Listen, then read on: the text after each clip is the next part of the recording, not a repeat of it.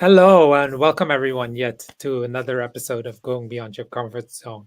And in this live, we do talk about um, going beyond your comfort zone, how you deal with change, what are your lessons you learned from getting out of your comfort zone, um, what are you creating for your future. And today I'm really happy to have as a guest Jasmine Partida.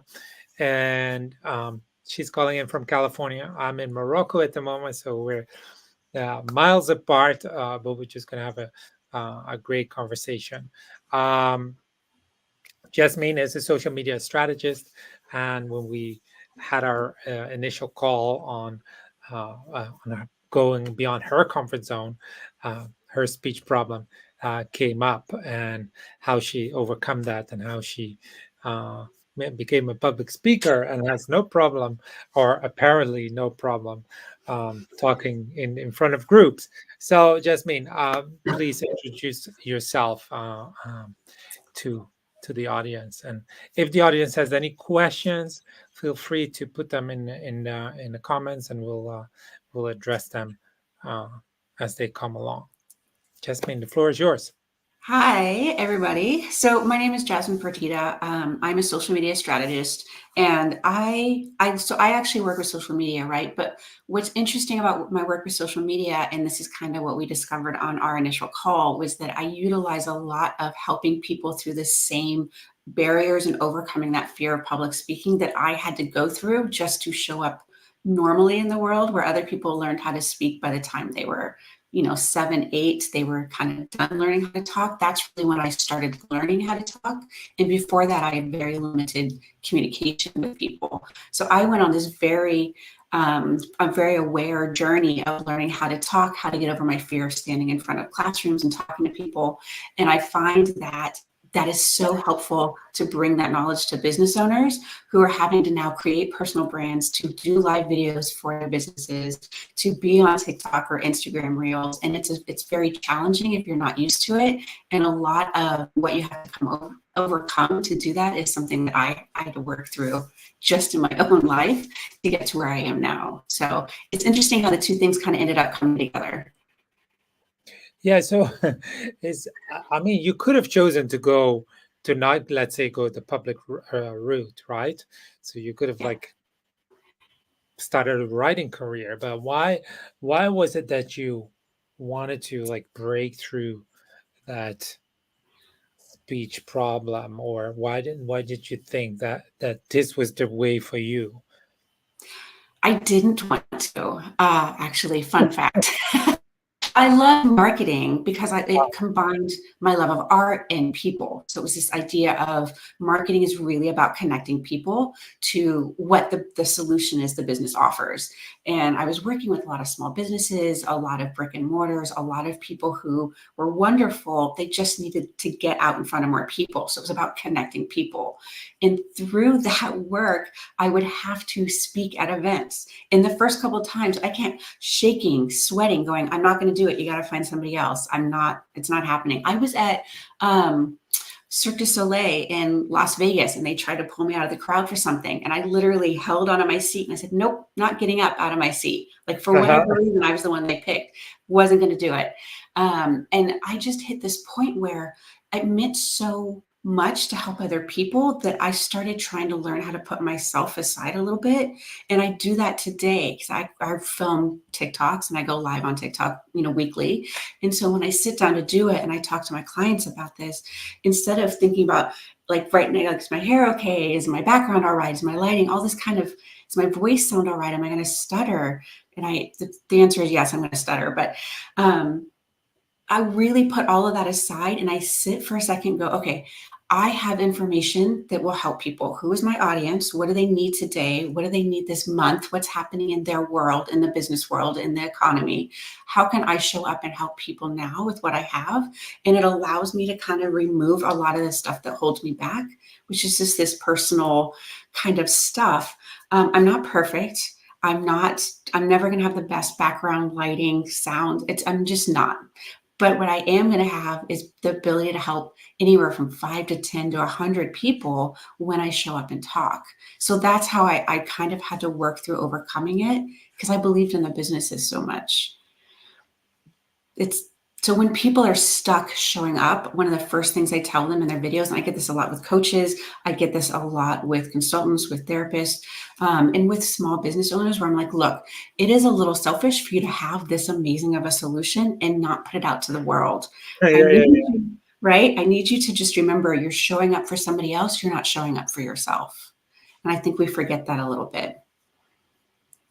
Is it like is it, I started a stand-up comedy course a couple of weeks ago, and it's just very like interesting to see like how all the participants are showing up, and then you have these people that are like speaking, and there's this one girl. She's like, I'm trembling, and I'm like, you cannot see it, but she was like, when the moment she put her hand on my arm, you could feel like she's trembling, and she was still like doing it and presenting so like confidently, or um and working herself through that, where like the feedback I got is like, oh, you seem so like at ease or something like that. But like inside it's like I'm just like, you know, I'm not shaking, but I had to do a presentation the other day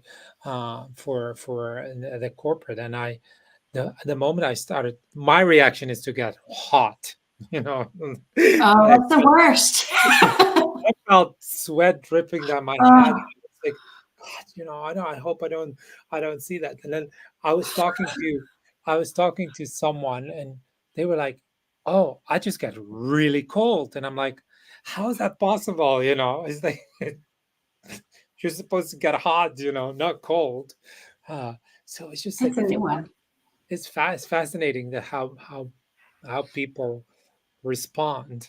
Yeah. So when Yeah, but it's funny because we talk about finding your voice, or I talk a lot about finding your voice, but the reality is when I realized I had already had to find my voice like 4 times by the time I was like 30, 35, it kind of dawned on me belatedly that this is a lifelong journey that we go on, and everybody has a different version of what that journey is. A lot of us, like, we learn to talk. That's the first one, right? I was closer to 10 or 12 before I could really start communicating. And I was closer to 15 before I was really solid at it. So you first learn to talk, and then you have to find your voice in school and kind of advocate for yourself in college, right? You have to find your voice in relationships. You have to find your voice in work, and you find your voice when you become a parent. And so there's all these kind of steps in life. So when I talk to people about they're nervous about going up there, I'm like, you've already done this. You're just doing it again in a different scenario that you haven't done before. But you've survived all the other times. If you go through this, I promise you will survive at the end of the day. And I might even buy you a drink. Like, you're going to be fine because you've done this before. And the track record is 100% survival. yeah, So, yeah, yeah, that's so true. I When I was in hotel management school, we had to do, they call it speaking in public, and you had to talk for, I don't know, 15 minutes in English. And we're Dutch speakers, so we were um, not really so natural in English. And it was, I don't know, there was such a pressure on it. It was like, I think for most of the people, that was the worst thing they had to do in college, that 15 minutes. And it was the way it was created. I wonder if they just like would have created it a little bit different, or more like it's fun, let's create some fun. But the structure was so strict, and hmm. it's like you were not supposed to say like good evening, good afternoon. You were not supposed to start with these kind of things, and it's like it's. I don't know. I mean, maybe you have a different opinion, but I don't think it matters. If you Awful. say if you say good evening or good afternoon when you start your speech, it's like people need to get used to your voice, or the to your speed of speaking. So like these first couple of words, if they come out, um, yeah, Oh, like tight structures like that, I think is the hardest, Oh yeah, actually. yeah. So Yeah. and it's funny, I was like did like a couple of weeks ago, I was driving with my friend who I studied with. And it's like 30 years ago. And he's like, I just like he did an extra year of university because he didn't want to do those 15 minutes. Oh It's like my gosh, the poor guy. That's awful. it's like and he's a very confident guy, you know, and he's like he would speak now. It's like it's not a problem, but it's like still like there's still like this crazy thing created. But what I have a like you said you created your voice like four times or more than four times. Yeah. Um can you like as a young kid, like I don't know, I'm just curious, like 4, 5, 6 years old, were you talking? Were you not talking? Were you silent? Were you had difficulties creating words, or how did you realize that you had a speech problem as a I kid? will I will tell you that my parents were pretty kicking during those early years, because I didn't realize how bad my speech problem was. I was very gabby. They could follow me. It's like when I had a toddler, I could follow her gibberish, right, as you're learning to talk. So as my parents, they knew what I was saying, and they would just translate. So mom said I would like say these things, I'd be bright and happy and excited, and then the person would go, okay, and then look at my mom and she'd go, oh, she's asking about this. And and so for until I hit preschool, I didn't realize I had any issues. And there just weren't resources the same way that there are now until you hit school. There weren't private Yeah. resources. Mhm. So when I got into preschool, there was one kid, Jimmy, God bless Jimmy, who understood me. And so he was just like this kid that I spent my day with, and it was great. And he helped me through a lot of that phase where I could pick up little bits of how to talk to people. But again, I didn't realize I had a problem. I just thought things were kind of awkward or weird. And I thought, well, everybody's awkward and weird until I hit actually elementary school. And that's when I started getting pulled aside and they were trying to assess what was wrong with me. And I have so many memories of actually watching all the kids play during recess and lunch because I couldn't talk enough to play the games. So I would stand next to the classroom door and wait for recess and lunch to be over every day so I could go back into class. So when they finally got me speech lessons, I actually requested that they were during lunch so that I could not just be awkwardly standing outside. So it took some time to do it. But the real breakthrough for me was third grade, which again, that's pretty late. That's heading 9, 10 years old, Yeah. when my teacher got me my own journal and she put her favorite poem in it. And she's like, here, this is for you. And I realized that writing was just talking without any hiccups, without any awkwardness, without any bumps. And it was the first time I had like freedom to communicate, and it was overwhelmingly beautiful. Like I loved it. And it was a real switch for me to understand that that's how people talk, that they talk freely and communicate at that level without having to think about every syllable they say. I had 10 or 12 sounds and combinations that I couldn't pronounce when I was 10 years old, which Okay. is a lot, right? I couldn't say my own name, like because I there were four of them in my own name. So writing was a big breakthrough of understanding. So I suddenly had a goal of what to work towards, and that's what I spent the next like 5 years working towards, was being able to communicate the same way that I wrote, but speaking. So So you well, like when we initially spoke, you said something like, and correct me if I get it wrong, that you're still very conscious about how you speak today, and then does it mean it takes more of an effort for you than it does for me, or is yeah. So there's a few sounds that I just can't seem to remember how to say. uh-huh.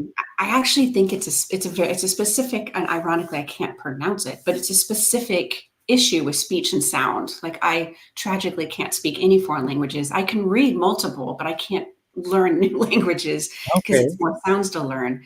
But so I actually have to practice speaking, and I speak out loud a lot, just like here's this. Like I practice throughout the day because I have to keep practicing my sounds or I kind of lose them. Okay. If I'm quiet for too long and not actually actively practicing some of these sounds, to this day, I can't say them, or I start to lose them and they go soft. So I have to constantly be training myself how to pronounce and form those sounds.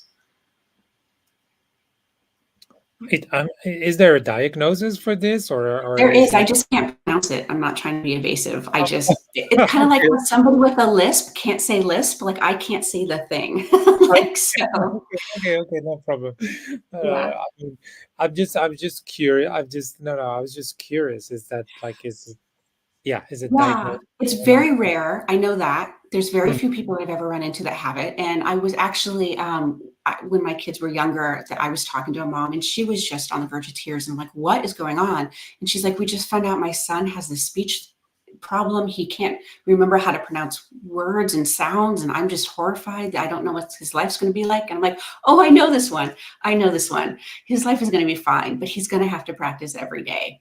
And she Okay. was like, she's like, you had a speech problem? She had no idea. You generally can't tell No, unless you spend more than 30 minutes with me. You start to see little stutters and things, but you normally don't catch it. And so she was like, okay, that's amazing. So you promise me it's going to be okay? I'm like, I promise you it can be okay because that's what I have. It's this kind of brain disconnect with the speech patterns. But it's really scary. I don't know when it's going to really truly act up. I don't know. I don't know when it's going to be worse. If I'm tired, if I have a glass of wine, if like there's certain things I can't do when I'm public speaking, right? You know, people go yeah, to events and like have wine at their table and then give their speech. That person is not me. That's not me. yeah. So tragically. Yeah, but that glass of wine might be used for something else. Yeah. Yeah. Yeah. To calm the nerves. You just have to find you find have to find another way to calm the nerves, I think. Is it do you have a routine to, let's say, settle yourself down before you do a speech?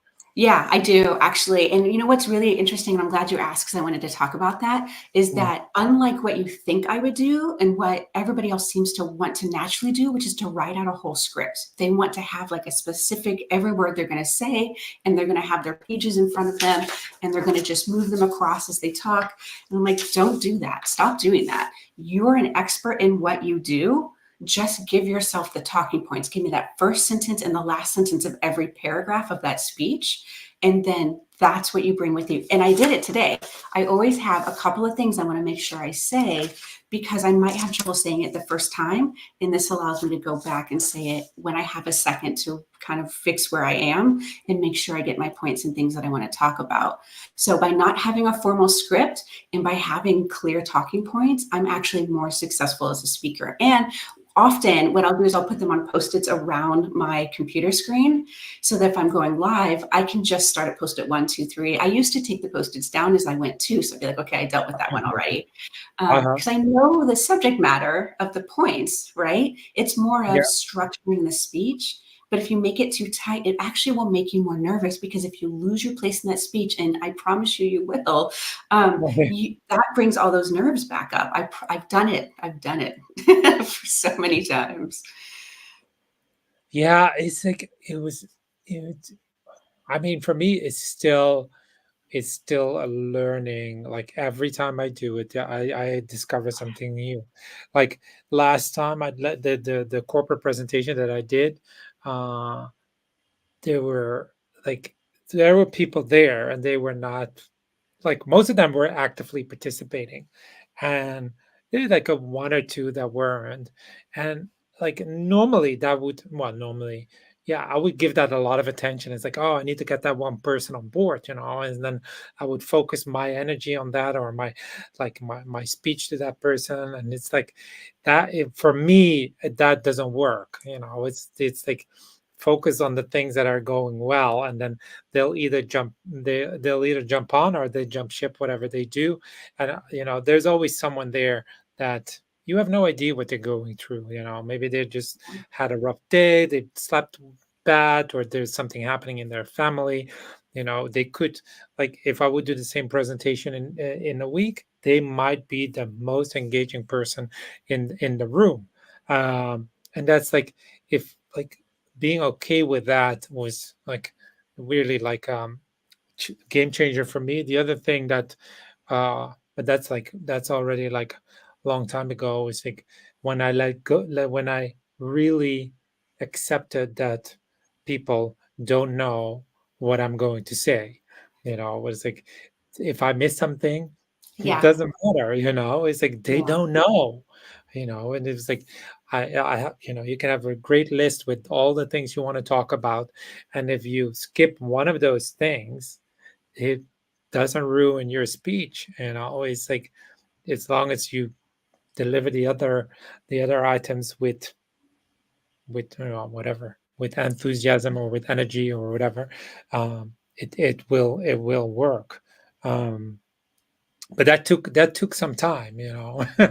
Yeah, it's hard, but you know what? That goes back to the root of what we're really afraid of is how we'll be perceived. Will we Yeah, be perceived as not being knowledgeable enough, of not being on track, not being organized? Like these are all those fears.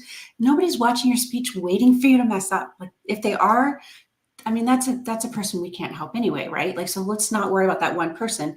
The vast majority of people are not waiting for somebody to mess up. They're just there to hear you talk. So, and again, I think when we take, like you said, that fear, right, of like, okay, what if I miss this point? When we take those fears out and we just show up for the people we're talking to serve those audiences, it's a big brain shift because now you're like, oh, I missed that point, but I gave them all this other really wonderful information that they can use today, that they can actually implement, right? It's kind of a mindset thing as well. But yeah, that's missing your space and getting thrown off is easily the biggest fear I think we all have. yeah, absolutely. And I've made, well, at least that's how I saw it. I've made the mistake to, like, once I realize that I missed something, to try to put it back in. It's like, Oh let yeah. it go, let it go. It's like you pass the station, you can't Yeah, you the train is gone. yeah, the train is gone. You can't take the train back. You just need to go. Uh, Yeah. and one other thing that I did a speaking in public training, and the guy was like, he was like, when you don't know, you just look up, and everything will come from above. And it Mm, was like not like like he wasn't a religious person, but if that works, that's fine as well. But it's just like, it's just like it gives, like, at the moment you just like, I mean, you're not gonna look up like this, but you just like look a little bit over the, let's say, the crowd or the people. you know yeah. it will give a little, it will give a mini break, and it will come to you, uh which was, yeah, no, that's just You like know so. what's interesting about that, though, actually, is that we often spend our speeches or our presentations trying to fill all of that airspace, but you actually look more professional and kind of together, if you will, by having pauses that are just very humanistic moments, right? Not awkward, uncomfortable, maybe, but this idea of having a moment of empty space is not detrimental to you. And us filling all the space can actually be kind of exhausting for people. The first time that I went live, the second time I went live. Oh, I should tell you about the first time though. But the second time I went live, I talked for a straight, non-stopping, non-breathing 30 minutes. And people were jumping off the live. They're like, this is great, but I'll have to catch it later. It's like it was a lot of information, too fast, too intense, because I was so afraid of that silence. But if you look at like TED Talks or any kind of professional, like, next level professional world speakers, they always have a cadence to how they talk that is more natural and allows us to process what they just said and get ready for the next thing they're saying.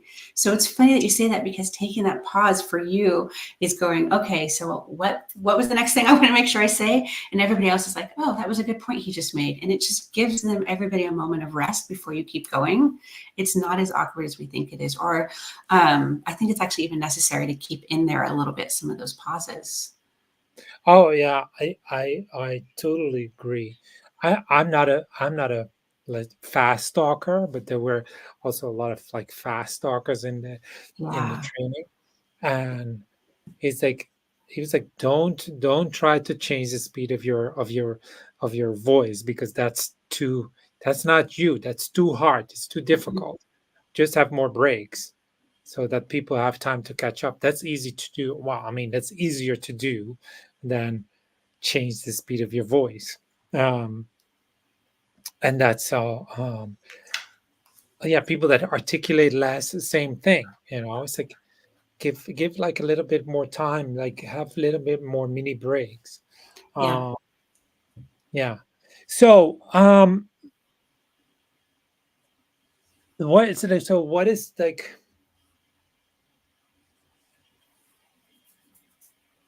What is your like biggest learning from, or like, no, sorry, let me restart. The the going out of your comfort zone with your speech, Yeah. what is the next biggest thing where you've applied that in your life?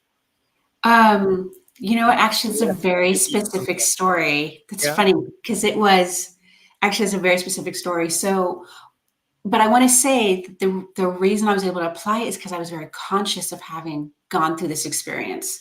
And it started to dawn on me that the way that my perspective it changed. So I'd spent years not standing up for myself in places, years not getting what I needed, years of not getting promotions or not getting seen at work or getting my work stolen, like all years of this, right? And when I finally kind of realized my voice had meaning and was important, and I started helping other people with that. I actually have a program called When Women Speak, where I'm helping women really find their voice because I truly believe we each have a valuable voice. So I was very conscious of that process. So I was kind of in the beginning of realizing this and being like, there is nothing I can't do as long as I'm doing it to serve somebody else. There's nothing that can stop me as long as it's coming from a place of really centering the person that I'm helping, right? So I was working at this is a weird story, but I was working at Opera San Jose in San Jose, and the owner of the company was this 84-year-old woman got hit in a car accident. She was in the hospital. It was pretty bad, and my boss worked right underneath her. So my boss now had to do her job and his job, and she was like a mother to him. So he was just really distraught and overworked, and he came running into my office like a day or two after she had been in this accident, and he goes, hey, I need you to give me the subtitles or the super titles for the opera. Can you do that? And I was like, when do you need them by? And he said, 2 weeks. And I was like, how about in 2 weeks you go over what I'm doing? And then if we need to make any more adjustments, then I can take a couple more days. And he goes, sure. And he runs out of the office. And my friend across the office comes out and he goes, do you read music? And I said, no. And he said, do you speak German? And I said, no. And he goes, okay. So I opened this black binder and it was a libretto. So I kind of roll my eyes, I turn around and I Google what is a libretto because I didn't even know what he'd handed me. And it turned out it's the music with the words for an opera. And I had to look up what are super titles. Super titles are the words above the opera that let you know what the singers are saying. So I had to go through and translate it and then find the breaks in the music to when the super titles would switch. And I taught myself how to read music and translate German and had it done in 2 weeks. And I will say I took German in high school, but I got a D minus because again, I have speech issues. And so my teacher called me to her desk one day. She's like, come here. And I'm like, yes. And this sweet little German woman said, we're going to say you passed and you are not going to come back. And I was like, okay. So I was awful at German, but I had enough that I wasn't scared of it. And then Mhm. I went ahead and taught myself how to read music. So, and it was that idea of this is not great. This is a bad space. If I mess this up, it's going to be a pretty serious problem. But the reality is this person needs my help. And this is something that I can do if I set my mind to it. And so that's what I did. So, I mean, and I bring that to a lot of what I do with my businesses, with the people that I work with. A lot of we can do this. We just have to have a clear goal of where we're going. Everything's possible. You just have to have that clear goal and then not get held up out of fear. That's the two things you need. Yeah, I'm just like I cannot read a single note. It's like it doesn't mean like I can even hear music, like music. huh? This like I can't quite even. I have off a tragic, absolutely trash taste in music because I can't fully hear it the right way somehow. It's like the subtleties. I just don't catch it. So it's kind of yeah. So yeah, but it doesn't even matter what the project is. It matters that you understand that you have a goal and how you get there doesn't even matter. What matters is the goal. So you might have to take a wavy path to get there, but as long as you are moving forward on the path, you're still going to hit your goal. And so that's kind of what I brought. And when you are in, you start your life by being in speech therapy for 9 years. It's a long journey. It's the bulk of your life, right, at that point. And you just kind of learn, okay, but I will hit the goal. I know it. I've seen it. I just have to keep going. So that's kind of the attitude that I bring. And that's a lot of what it taught me. So, yeah, do you need to keep adjusting course, or is it just like is it just now clear, let's say, checklist or manual, or do there new situations comes up, they uh, um, ask a different approach? You mean my clients to get them to their. No, with your speech problem. I'm sorry, I don't understand the question. So, do I have to have a different approach to my speech problem No, yeah. now? So, like, no, life is changing. Life is Yeah. changing every day. So, you might run into new situations that you've never been in before. Um, does that? Can you, let's say, do you have like a or like a manual on how to? It's like as long as I do my practices, it will work. Or do you need Mm-mm. to adjust to new situations, and might you have to do new different things to adjust to the change around you? Yeah, I doing exercises and practicing is just kind of the base space. So Hmm. anything new that comes up, and I actually have a very specific example. I have to create a new process to be successful at that. So, Okay. for example, TikTok videos. Mhm. I decided I was going to take the leap into TikTok. I'd finally gotten comfortable at talking live on Facebook, but short form video is totally different, right? You're just staring at yourself, and nobody's going to give you any energy back. It was a lot harder than I was expecting. So what I discovered was if I could record one sentence at a time, and if you look at my TikToks, they're very tightly clipped, and it's not an accident. It is me saying one sentence and then taking a pause and going, okay, and then doing the next sentence. And it's that allows me to be able to speak very clearly and concisely in those videos, but I had to create a new process for the new format. So that's actually very common for me that when a new challenge comes up, I have to sit down and go, okay, here's the problem.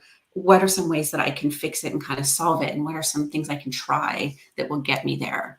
So it's definitely coming up with new processes all the time. Okay.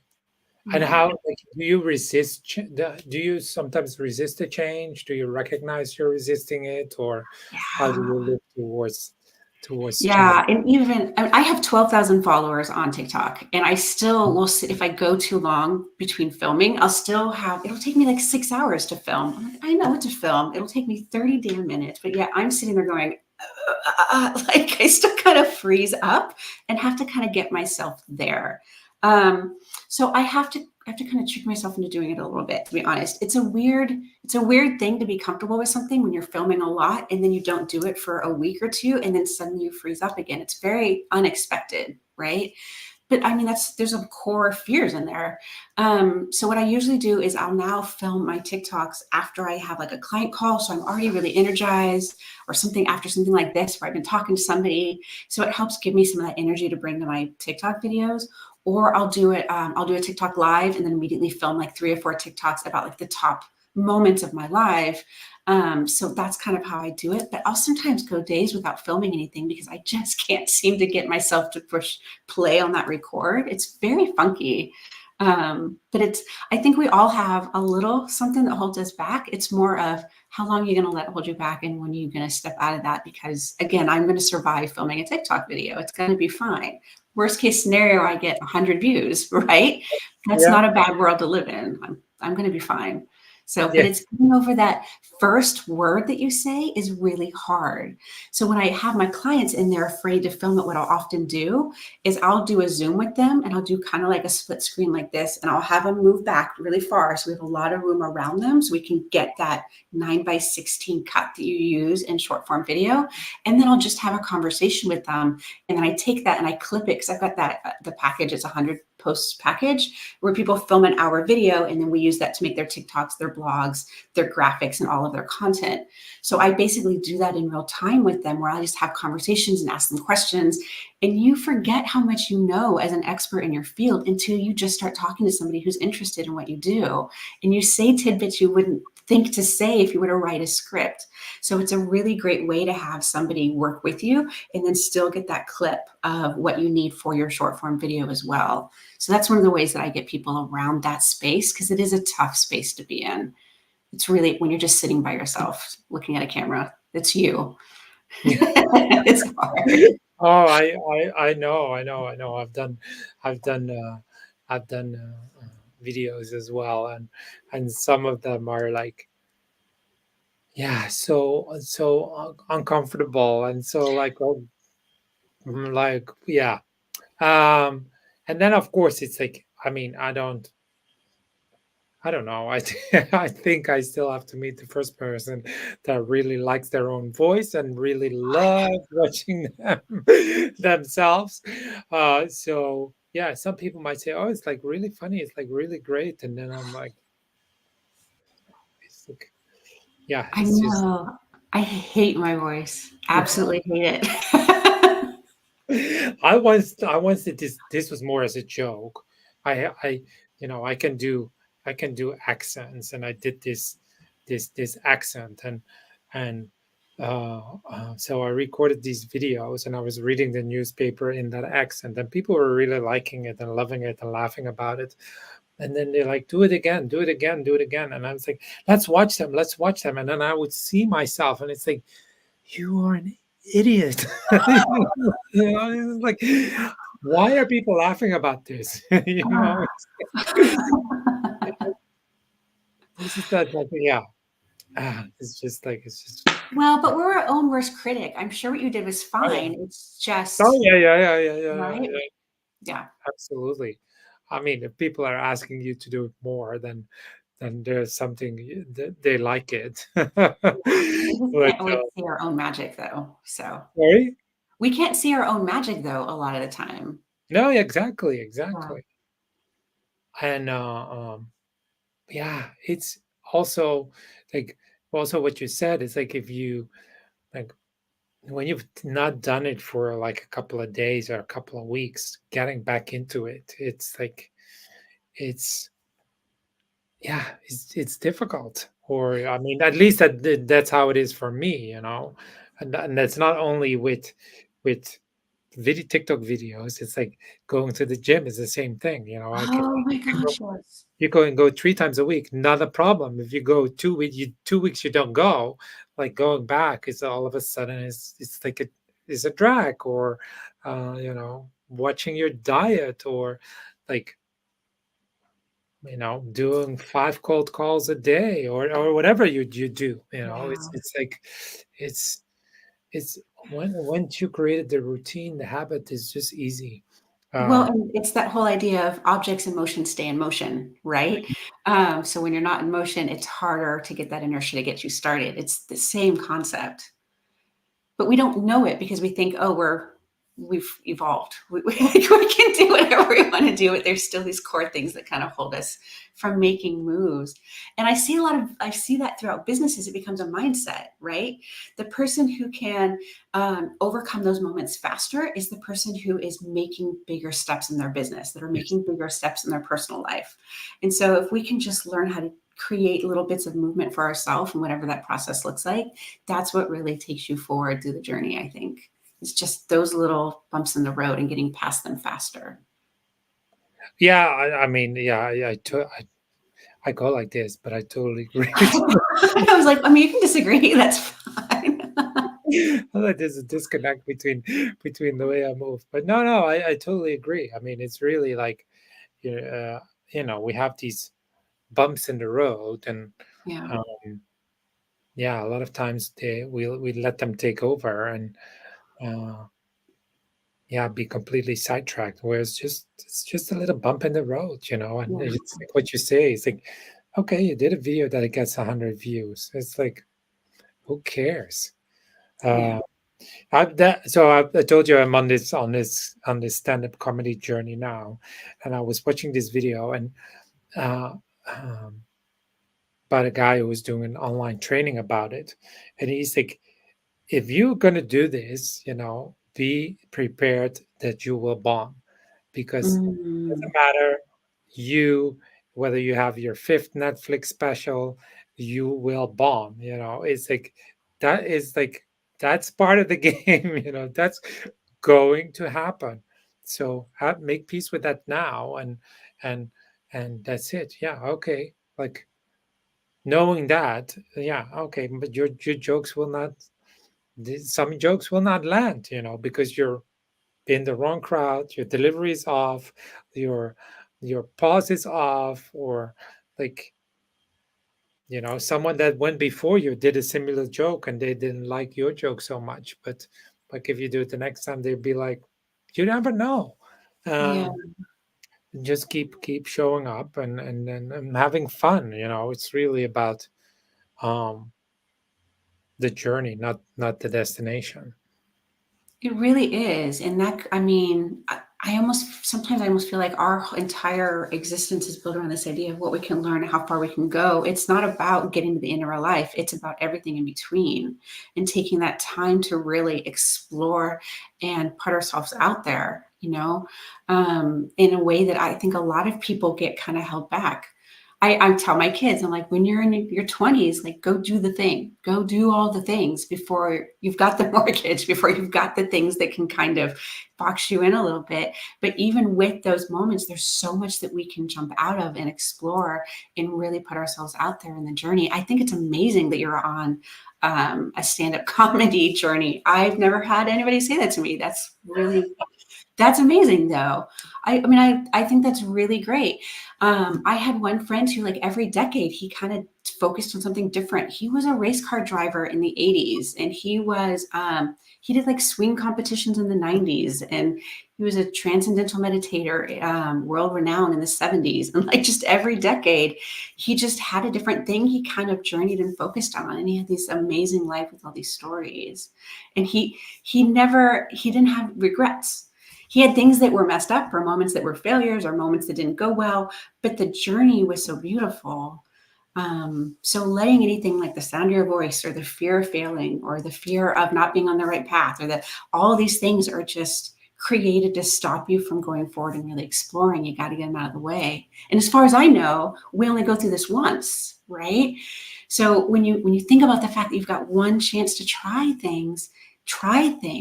Don't miss that opportunity and that gift to do what you can do in the moment that you were given it.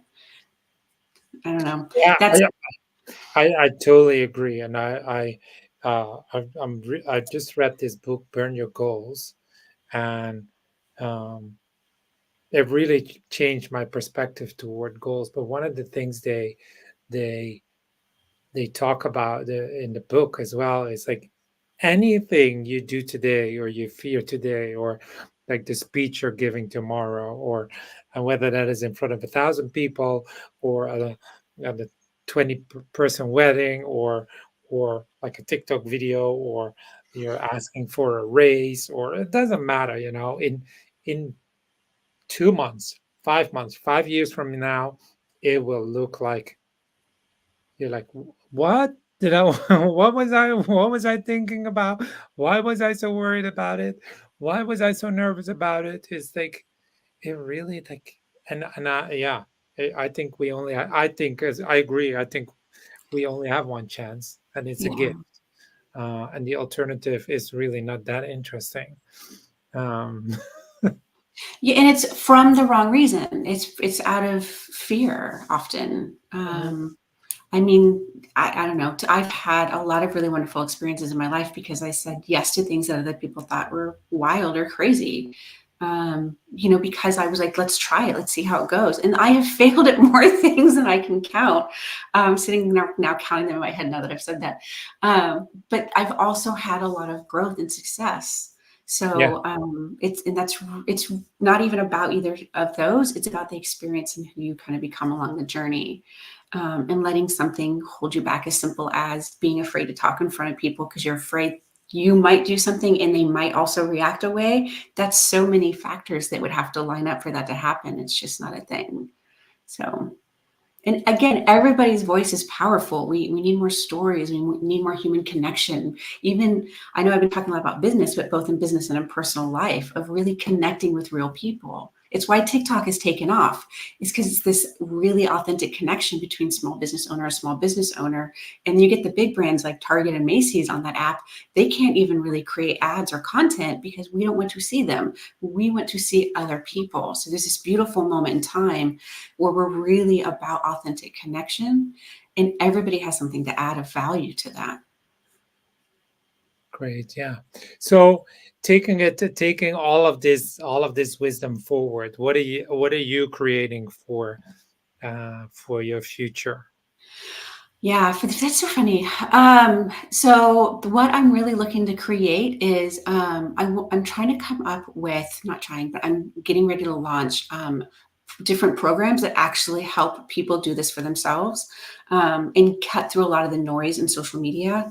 So I'm really streamlining what it takes to be successful. I mean, I've brought in literally billions of dollars in revenue. I've worked with national, with global, and with local industries, and there's a few things that are always true, like people, human connection, audiences, authentic connection, messaging that resonates. Those things are always true no matter the budget, no matter the scale.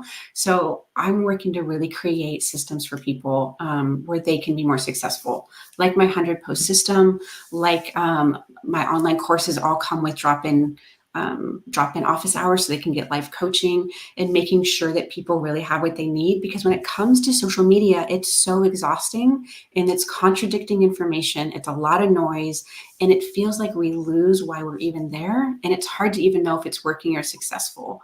So that's really what I'm building, is different systems and processes so people can look at it and go, okay, this is exactly what I need. Like I have a 4-point video structure for TikToks. Just do these, go right through these 4 points. It can be adjusted for any industry, but it allows people to let go of a lot of the noise and the chaos and really start getting their business out there. Because truly, small businesses make communities. So to me, small business is kind of the heart of the world. And so that's really where I put a lot of my focus, is helping lift up those companies that are amazing. It's just people don't know about them. They're the best kept secrets of their area. How do I get them in front of a global audience? I take out that noise and make sure that they're able to really connect with their audiences. So that's what I'm working on. Sounds amazing. Where can people reach you, and how can they Yeah, best reach? super TikTok? easy. Well, TikTok for sure, but jasminepartita.com. I just super easy, just myname.com. So, or Okay. reach out to me on LinkedIn, I guess, as well, huh? Yeah, absolutely. Jasmine, it was really like a pleasure talking to you. Um, Thank you so yeah, much for having me. This was yeah, fabulous to wake up and have this conversation today. This is yeah, great. yeah, absolutely. I mean, the real connection with thousands of miles in between us. Yeah. I really enjoyed it. Thank you for your openness and your vulnerability. I really appreciate it. Um, I will be here next week with another guest on the same topic, going beyond your comfort zone. And once again, Jasmine, thank you, and everybody, thank you for watching. Bye bye. Bye.